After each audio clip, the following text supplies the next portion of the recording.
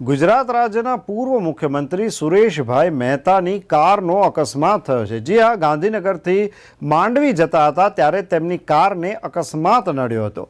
હળવદ થરા ચોકડી પાસે આ અકસ્માત બનવા પામ્યો હતો, પરંતુ તેમાં પૂર્વ મુખ્યમંત્રીનો આબાદ બચાવ થયો હતો।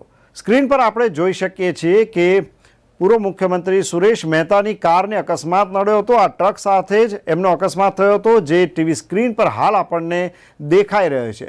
ટ્રકની ડાબુ બાજુના ભાગે જે બમ્પરનો સાઈડ છે તે થોડો બેસેલો જણાય છે, અને તેમાં આ જ સાઈડ જે છે તે પૂર્વ મુખ્યમંત્રીની જે ગાડી હતી તેના પડખાના ભાગે જે છે તે ઘસાઈ હતી। ટીવી સ્ક્રીન પર સ્ક્રેચીસના નિશાન પણ સ્પષ્ટપણે જોઈ શકાય છે। કાળા રંગની આ ઇનોવા કારના જે કહી શકાય કે ડ્રાઈવર સાઈડનો જે ભાગ હતો ત્યાં ટ્રકનો ડાબી સાઈડનો ભાગ જે છે તે અથડાયો હતો અને કાર પર સ્ક્રેચીસ અને ઘોબા પડી ગયા હતા, ડેન્ટ પડી ગયા હતા।